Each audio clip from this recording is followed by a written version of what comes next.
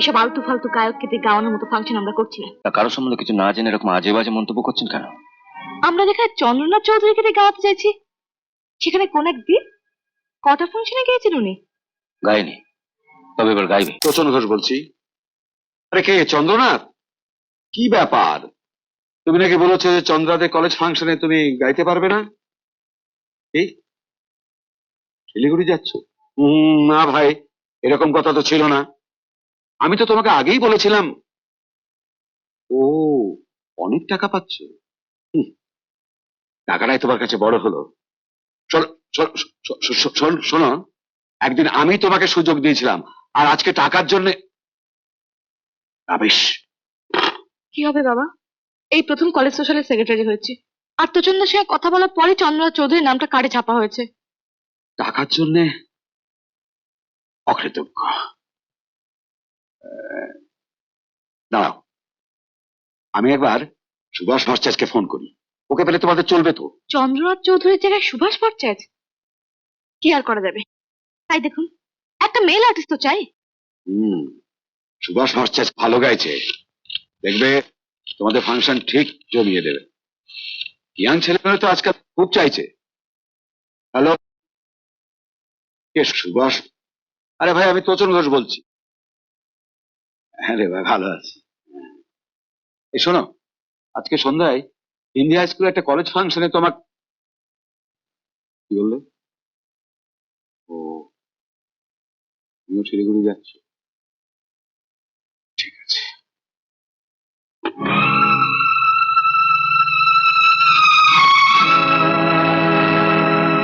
শিলিগুড়িতে বিরাট ফাংশন হচ্ছে, কলকাতার নামে দামি শিল্পীরা সব ওখানে যাচ্ছে। কিন্তু একজনকেও না পেলে বাবা। যত টাকা লাগে আমি দেব, একটু দেখুন প্লিজ, এটা আমার মেয়ের সম্মানের ব্যাপার। একটু জানান।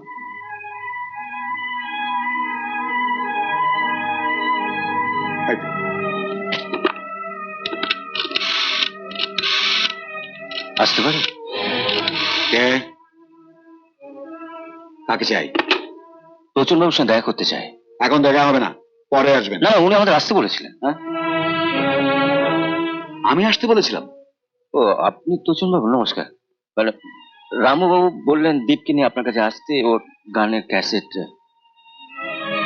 ক্যাসেট? ক্যাসেট? ও ইয়েস ইয়েস ইয়েস ইয়েস, আপনারা ভেতরে আসুন। আমার মনে হয় সমস্যাটা মিটে গেছে। আমি এর গান শুনেছি, এক্সেলেন্ট। তুমি একে নিয়ে যেতে পারো।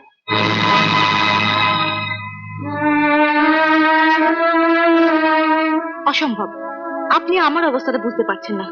এসব আলতু ফালতু গায়ককে দিয়ে গাওয়ানোর মতো ফাংশন আমরা করছি না। মাফ করবেন, বেশভূষা দেখে তো ভদ্রলোকের মেয়ে বলেই মনে হয়। তা কারোর সম্বন্ধে কিছু না জেনে এরকম আজে বাজে মন্তব্য করছেন কেন? আমরা যেখানে চন্দ্রনাথ চৌধুরীকে দিয়ে গাওয়াতে চাইছি, সেখানে কোন একদিন কটা ফাংশনে গিয়েছেন উনি? গাইনি, তবে এবার গাইবে। হ্যাঁ, গিয়ে গিয়ে নিজেকে তৈরি করুক, তারপর আমাদের মতো বড় ফাংশনে। ভালো পোশাক পরে ভদ্রলোকের সঙ্গে মিশে মিশে যেমন ভদ্রলোক হওয়া যায় না, তেমনি শুধুমাত্র ফাংশনে গিয়ে গিয়ে বড় গায়ক হওয়া যায় না। যার বড় গায়ক হওয়া সে এমনিতেই হয়। মঙ্গলদা, আপনাদের কলকাতার বড় ফাংশন মানে তো 100টা মিউজিক হ্যান্ডসের সামনে হাত পা ছুড়ে নেচে কুদে গাওয়া। যদি সত্যিকারের ভালো গান শুনতে চান, আগামী মাসে কার্ড পাঠাবো, আসবেন। চলছে।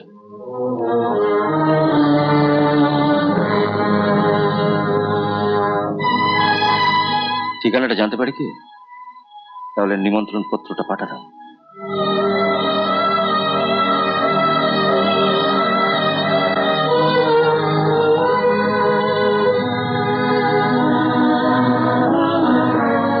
তো চলো, দয়া করে এবার থেকে তখনই কোনো ভদ্রলোককে সেখানে ডাকবেন যেখানে শুধু ভদ্রলোকেরাই থাকেন।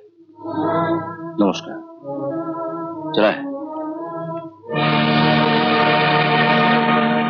জানো বুদ্ধি, মঙ্গলদা হঠাৎ মাথা গরম করে বলে এলো সামনের মাসে বড় ফাংশন আমি গাইবো।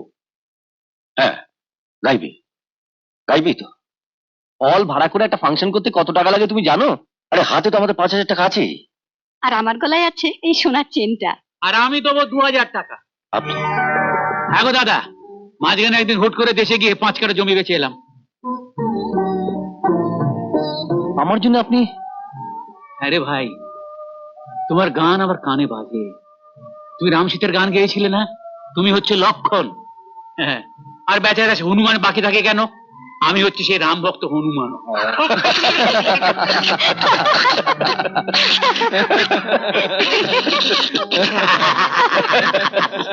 কিন্তু হাসি নয়, যদি সামনের মাসে আমাদের প্রোগ্রাম করতে হয় তাহলে আজ থেকে উঠে পড়ে লাগতে হবে। হ্যাঁ, নিজেদের ঢাক নিজেদেরই বাজাতে হবে। এই নাও 2,000 টাকা।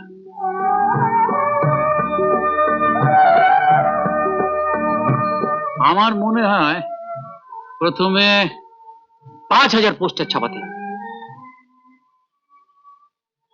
ওই কোনটা চেপে দে, বাস এখানে আর লাগবে না, এটাই শেষ। হ্যাঁ, এই মাল তোল।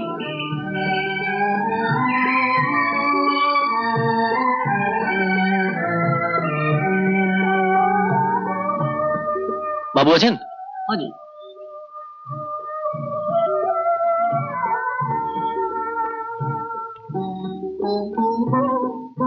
আপনি? হ্যাঁ, আমি সে আলতু ফালতু গায়ক। 11 তারিখে অডিও ভিজুয়াল সেন্টারে আমার একক সঙ্গীত অনুষ্ঠান। আমি নিজে এসেছি আপনাদের নিমন্ত্রণ করতে। আপনি আপনার বাবাকে নিয়ে অবশ্যই যাবেন। হ্যাঁ,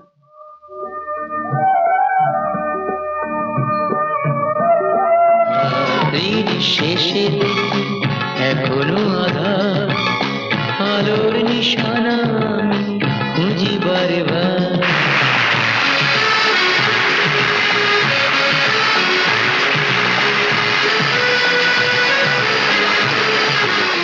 কখন থেকে কাগজটা মুখের সামনে ধরে বসে আছো? বলছে দাও একটু দেখি। আরে একটু ভালো করে তো দেখবো, তাও দেবেন না? দাদা দেখো দেখো।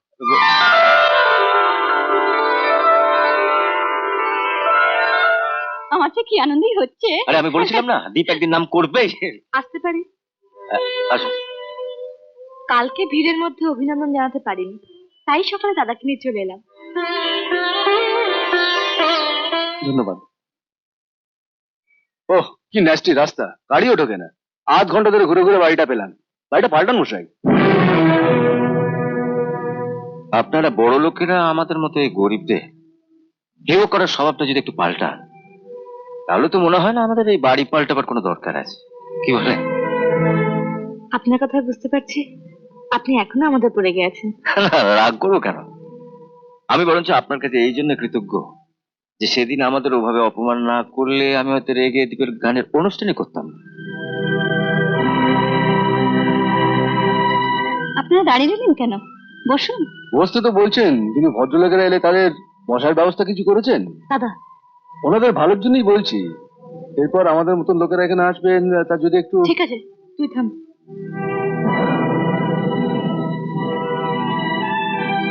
শুনুন দীপবাবু, আপনার সাকসেসে খুশি হয়ে বাবা আজ রাতে ডিনার পার্টি দিচ্ছেন।